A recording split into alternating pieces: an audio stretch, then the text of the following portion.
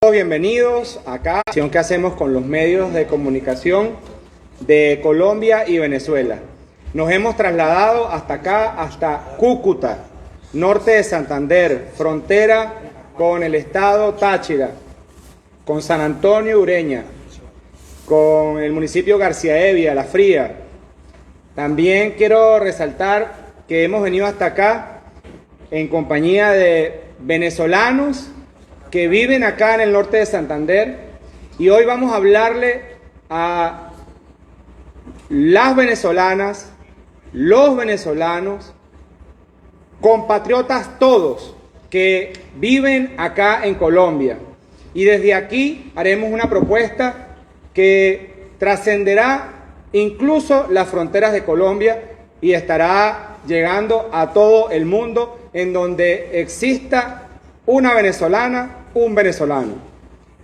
Y quisiera comenzar por traer a este instante el sufrimiento que ha vivido el pueblo de Venezuela durante 25 largos años frente a un gobierno, a un mal gobierno que ha limitado sus derechos políticos, sus derechos económicos, sus derechos sociales, su vida, ha partido la familia, la ha separado, le ha violentado el derecho a tener un ingreso, a tener un desarrollo de la personalidad, y esto no ha cesado.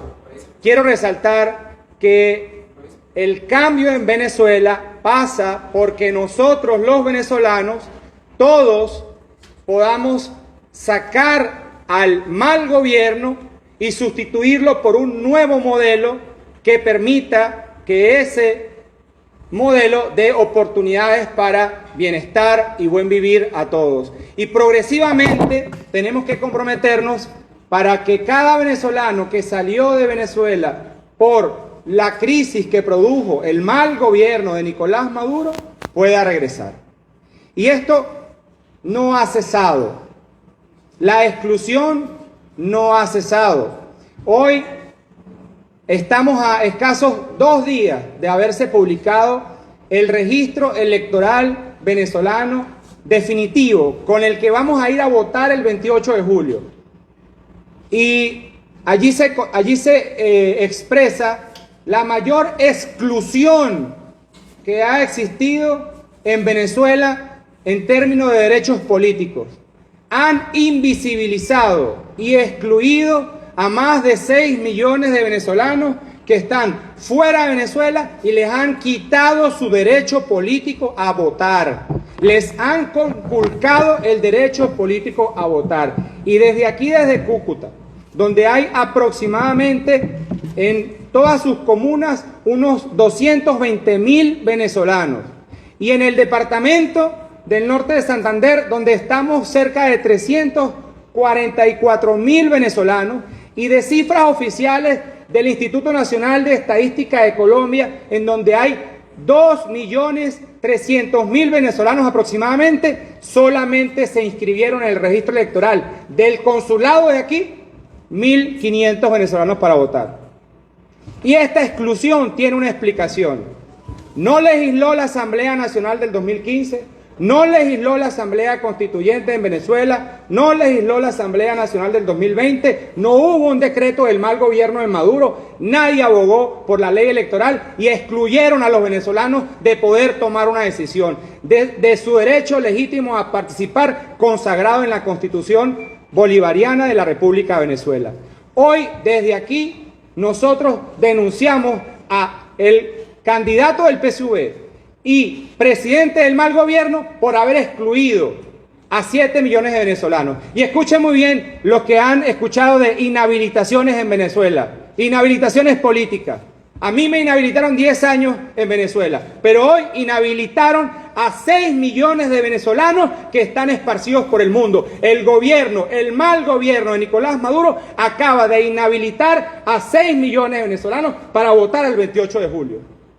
Esa es la verdad. Eso es lo que está pasando hoy. Y ambos sectores que polarizan en Venezuela, como ya saben que esos no votan, no hablan de ellos. Nadie está hablando de ellos. Y hemos venido hasta acá, hasta Cúcuta, a levantar nuestra voz para que sepa el mundo que aquí el Estado venezolano debe resarcir los derechos de los venezolanos para votar el 28 de julio. A escasos 50 días. Nosotros desde Cúcuta queremos anunciar nuestro pacto de la esperanza. Lo hemos discutido en el territorio nacional. Lo hemos discutido abiertamente. Hemos invitado a todos los candidatos a discutirlo. Hemos hecho llegar por escrito, en físico, a cada uno de los candidatos en Venezuela, a las instituciones, a las universidades. Este pacto de la esperanza, en su punto número 9, plantea la defensa de los derechos de los venezolanos fuera de Venezuela, su derecho a la identidad, su derecho a la participación, a ser elegidos, a elegir y a ser elegidos, su derecho a una calidad de vida, a una protección del Estado. Aquí está para que lo discutamos con todo el país, pero no solamente dentro de nuestras fronteras. También lo traemos acá, con todo respeto, lo traemos al territorio colombiano, porque escuchamos con agrado, con beneplácito al presidente Petro decir que se comprometía con un pacto para Venezuela, con un pacto de gobernabilidad, un pacto de paz. Ustedes lo escucharon, yo lo escuché. Pero luego el canciller Murillo dijo que no tenían un documento para trabajar sobre el pacto que pudiese ayudar en la paz, con la paz en Venezuela. Con todo respeto al canciller y al presidente Petro, nosotros acá, desde el norte de Santander, le traemos el pacto de la esperanza, que busca un seguro electoral para los venezolanos, que el día 29, un día después de la elección, los venezolanos estén esperanzados, porque no importa quién gane la elección, va a haber paz. No importa si gana Maduro o si gano yo, va a haber reconstrucción. No importa si gana un candidato u otro, le vamos a quitar el nombre y apellido a ese cambio que Venezuela necesita. Presidente Petro, aquí en su territorio, con todo respeto, le haremos llegar este pacto que ha venido en busca de solidaridad con el pueblo de Venezuela. Y no puedo dejar de resaltar nuestra propuesta para los venezolanos que están en territorio colombiano y en muchos países del mundo. Hoy queremos presentar nuestra propuesta Llégate y Vota, dirigida a los venezolanos que están fuera de Venezuela. El Estado venezolano ha violado el derecho a la participación y por tal motivo nosotros vamos a presentar, además de la discusión que estamos haciendo en el acuerdo, en el Pacto de la Esperanza, vamos a presentar formalmente una ley para que se haga retroactivo el pago de los gastos que hagan los venezolanos que vayan a votar a Venezuela. Para llegar aquí me monté en un taxi de un trujillano, un venezolano que maneja un taxi aquí, en Cúcuta, y le pregunté, ¿usted iría a votar a Venezuela si pudiera? Y me dijo, yo sí voy a ir a votar. ¿Cuánto le cuesta pasar al lado venezolano y llegar hasta Trujillo? Me dijo, me cuesta unos $5 llegar a San Antonio y unos $25 llegar a Trujillo. Ida y vuelta, estos son $60. Esos $60 que nuestro compatriota de Trujillo va a gastar para ir a votar a Venezuela, nosotros vamos a pelear para que el Estado venezolano se los haga llegar, se los pague. ¿Y cómo lo vamos a hacer? Primero, vamos a organizar un gran registro en Colombia, un gran registro de venezolanos cerca de las fronteras de Amazonas, de Apure, de Zulia, de Táchira. Y con ese registro, nosotros vamos a llamar a la solidaridad de todo aquel que quiera ayudar con los $60 que necesita este hermano trujillano que está en el norte de Santander taxiando y que va a ir a votar el 28 de julio. Y los fondos que logremos los vamos a tramitar de manera transparente y honesta usando nuestra tecnología blockchain, Web3. Vamos a llamar a los venezolanos a la confianza porque vamos a presentar un sistema que no es como PDVSA, que es una caja negra de ladrones y corruptos. No, un sistema transparente que demostrará que los fondos alcanzan mientras no se los roben. Y vamos a llevar a los venezolanos a votar. A los que fueron excluidos, nosotros les vamos a abrir la puerta para que vayan a votar a Venezuela. Llégate y vota a Venezuela. Los invito a que ingresen a las redes sociales de @elgochoceballos en Instagram y se marquen el enlace que está allí y se va a desplegar una serie de opciones que ustedes tienen para registrar sus datos. Y con ese registro y con la tecnología blockchain, nosotros vamos a crear seguridad y confianza para que venezolanos que quieran apoyar lo puedan hacer. Pero también va a ser la base para una ley que presentaremos en discusión ahora y que luego llevaremos el 29 a la Asamblea Nacional. Llevaremos a todas las instancias que sean posibles para que el Estado venezolano le pague a los venezolanos su boleto. Vino de Estados Unidos, que le pague el boleto. Vino de Chile, que le pague el boleto. Porque es el Estado venezolano quien violentó el derecho a la participación de 6 millones de venezolanos. Y es el mal gobierno de Nicolás Maduro el que inhabilitó a 6 millones de venezolanos hoy en nuestro país. Así que, con todo gusto, espero poder responder a las preguntas que tengan acá y que bien quieran hacer. Muchas gracias. Daniel, usted dice, Gracias. Daniel, usted dice que los dos sectores polarizados en Venezuela, me refiero a Nicolás Maduro y al grupo del Mundo González, no dicen nada de los 6 millones de venezolanos que quedaron inhabilitados. Entonces ellos son cómplices, tanto Nicolás Maduro como el señor El Mundo son cómplices de esta situación. El señor Nicolás Maduro es responsable de estas inhabilitaciones. Directo, porque él es el presidente de ese mal gobierno. Directo. Hizo silencio. La Asamblea Nacional de Jorge Rodríguez es responsable de esta inhabilitación. Pero también la Asamblea Nacional de Juan Guaidó es responsable de esta inhabilitación, porque ninguno legisló. Los venezolanos llegaron a los pocos consulados que hay en Colombia abiertos y les pidieron requisitos de una Venezuela que hoy no existe. Le pidieron los requisitos de una Venezuela que tenía menos de 100.000 venezolanos fuera del país. Es una mora legislativa, es una irresponsabilidad del Estado venezolano. Y yo hoy en campaña les pregunto a todos los venezolanos, ¿ustedes realmente han escuchado a los sectores tanto del gobierno, del candidato Maduro, como de la oposición tradicional en Venezuela hablar de esta situación? ¿Ustedes lo han escuchado? ¿Ustedes han escuchado que van a hacer algo por los venezolanos que no pudieron votar, que quedaron excluidos? No lo han hecho, los han invisibilizado, porque como no son votos, no les importa. Y aquí, en este pacto, la prioridad no son los candidatos, no son los partidos, no son los intereses particulares, es la gente. Y por eso yo le pido, con todo respeto, al presidente Petro que no desista de evaluar ese pacto del que habló, porque nosotros sabemos que aquí en Colombia hay por ejemplo, una ley para las minorías y hay un proceso de paz que desde lejos vimos, sin entrar en detalles, vimos que ha producido cambios importantes en Colombia, basta ver su economía.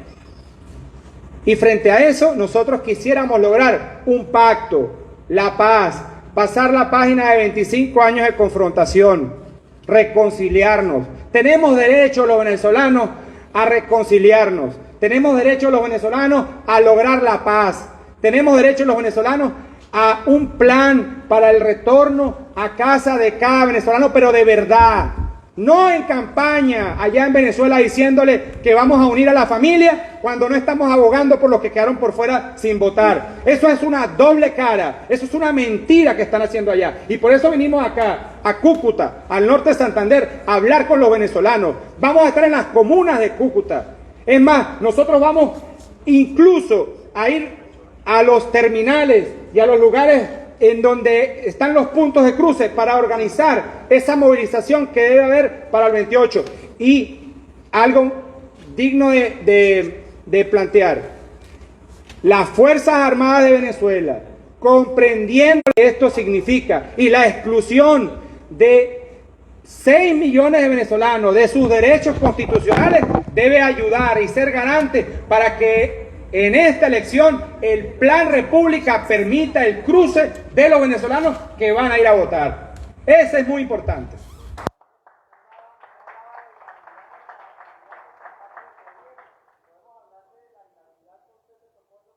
¿Cuáles son las causales en las que se arroja el gobierno para él? En el año 2014, el Tribunal Supremo de Justicia de Venezuela, en un juicio ad hoc, en un juicio en donde el tribunal se convirtió en todas las partes del proceso, me condenó, destituyó de alcalde de San Cristóbal e inhabilitó por 1 año.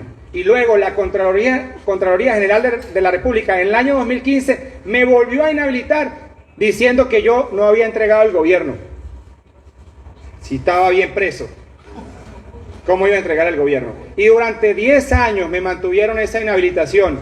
Y en la última elección a gobiernos regionales en Venezuela se me inhabilitó para ser candidato a gobernador en el estado Táchira.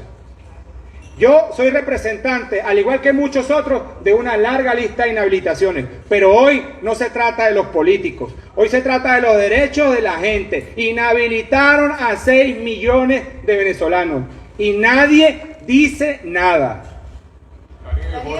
Jorge Rodríguez llamó a los sectores de la oposición a firmar un pacto para respetar los resultados del Consejo Nacional Electoral. ¿Usted qué opina al respecto? El presidente de la Asamblea Nacional ha dicho que hay que firmar un pacto para respetar los resultados. Yo digo, hay que firmar un pacto de la gente, que no solamente especifique que debemos respetar los resultados porque vamos a someternos todos a un proceso democrático, con lo que estoy de acuerdo. Pero también, presidente Jorge y candidato Maduro, usted también dijo que iba a dialogar el 29, o sea, él quiere dialogar pero después de la elección.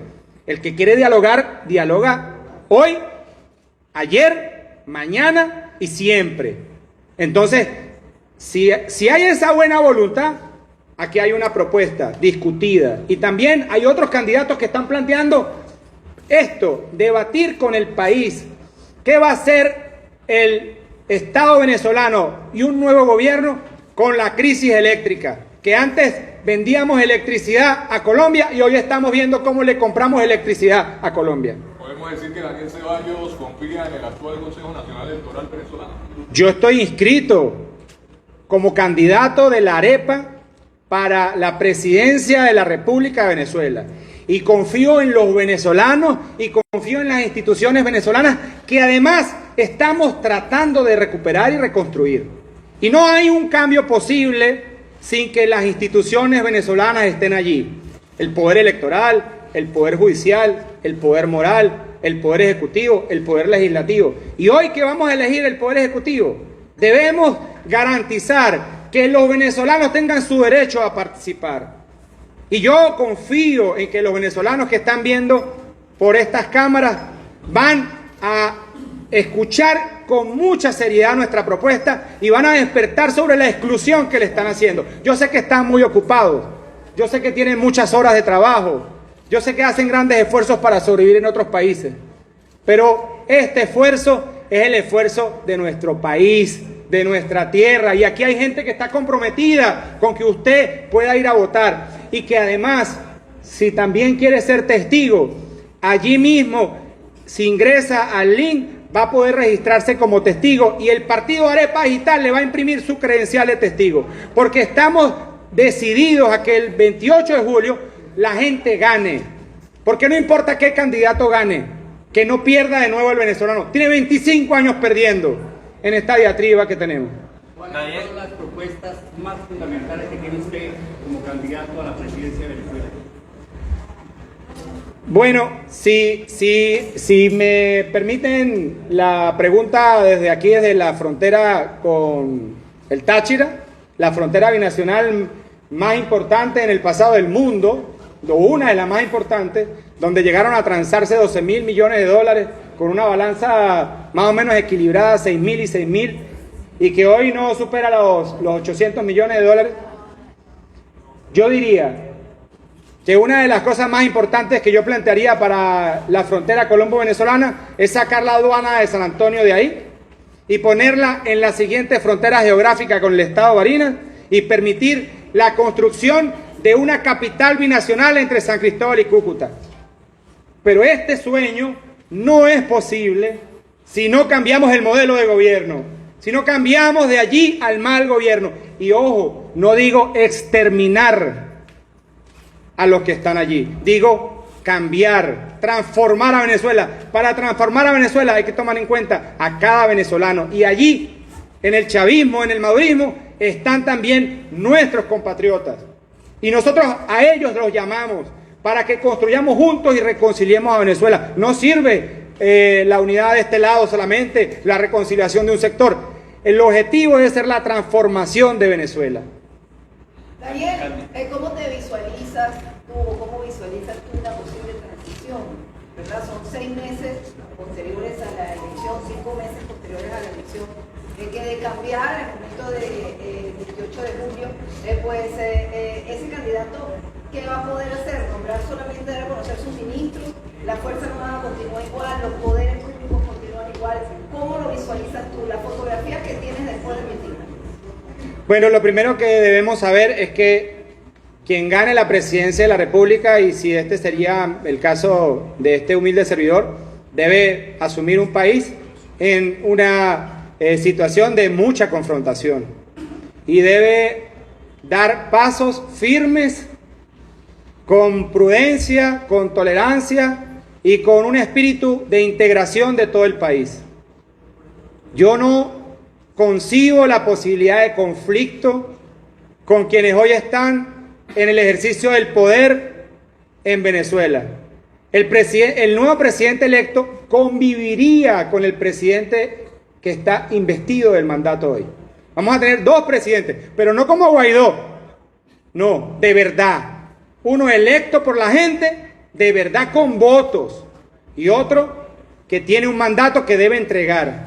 Y debe construirse esa posibilidad real de reconstruir a Venezuela, de recuperar la economía, de hacer de la industria petrolera una industria transparente, porque no hay forma de recuperar hoy la economía sin hablar de petróleo, de hermanarnos al fin para poder luego ir a hermanarnos con el mundo, porque no es posible entendernos bien con otros países si dentro de nuestra casa lo que hay es un pleito. Y así yo veo la posibilidad de que en el año 28 y en enero del 29 logremos el inicio de la reconstrucción de Venezuela. Bueno, vamos a escuchar una última pregunta. ¿Daniel estaría dispuesto a unir fuerzas con el Mundo González o el Mundo González si decide unirse le daré para quitar? Pacto de la esperanza con eso. Vamos a discutirlo. Vamos a ir a todos los escenarios. Pacto de la esperanza. Presidente Petro, ayúdenos. Aquí en su territorio, el Pacto de la Esperanza. Candidato, se asume de que todos aquellos que salieron de Venezuela es porque no están de acuerdo, no comparten el régimen. Así pasa en varios países de Sudamérica. Este ejercicio, llegar con esta campaña, con esta invitación de llega, te corta en Venezuela, ¿en qué otros países lo han hecho? Bueno, lo primero es Colombia. Colombia alberga de Latinoamérica el mayor número de venezolanos. Vamos a empezar acá, además pues, en términos económicos, ¿no? Lo que nos resulta más viable y que podamos, gracias a toda la red de medios de comunicación, tanto de Venezuela como de Colombia, hacer llegar. Y que vayan a nuestras redes sociales y se conecten. Pero desde aquí yo sé que otros en el mundo se van a enterar. Y vamos a trabajar para que los venezolanos en otros países se organicen y promuevan la idea. Esto es un comienzo. Tenemos 56 días hoy para lograr. ¿No es un poco tardío? Nunca es tarde. nunca es tarde, pero... Nunca es tarde. Y fíjense que estábamos esperando que publicaran el registro definitivo del CNE para conocer la data definitiva. Nunca es tarde para lograr que se le restituya el derecho a votar a los venezolanos. Nunca es tarde. Ahora, Daniel, en los últimos meses, en los últimos días, en el caso de Venezuela, el gobierno se ha dado cuenta que las personas o la mente venezolana está saliendo a las calles, ya está por X, Y, Z candidatos. Hay presencia en calles, pues dicen ya no aguantamos más. Sin embargo, ellos con medidas como amedrentamiento, encarcelar a personas que estén con uno y otro candidato de masiva presencia. ¿Usted cree que el 28, en caso de ganar alguno de los candidatos del sector opositor, ellos van a entregar fácilmente su moroto después de 25 años, donde saben que la mayoría tiene actos de corrupción, que se piden millones por algunas de las parejas que están en la parte de arriba del gobierno? ¿Cree usted que va a ser fácil esa transición y esa entrega del gobierno, donde los colectivos están activos nuevamente dentro del país? Yo creo que el 28 podemos derrotar la polarización política, que invisibiliza a buena parte de las propuestas, discusiones y planteamientos que pudiesen contribuir con aplacar a los extremos y dar paso a la discusión. Yo insisto, aquí hay una herramienta. Discutamos el salario de la gente, discutamos jubilados y pensionados, discutamos lo económico, hablemos de cara a los venezolanos. Señor Maduro, presidente del mal gobierno, abra BTV, él se queja que el algoritmo no lo muestra. Bueno, en Venezuela el algoritmo del Estado no nos muestra BTV, y si nos muestra es para descalificarnos. Frente a eso, que el algoritmo se revise, CNE, revisemos eso para evitar que el clima de confrontación se exacerbe y logremos llegar al 28 para celebrar que todos participamos y que el 29, a pesar del que gane, viene el cambio, sin nombre y apellido, que la gente no pierda. Y eso se llama pacto y lo podemos hacer en 56 días que le quedan a la elección. Bueno, muchísimas gracias. Entren a @elgochoceballos en Instagram.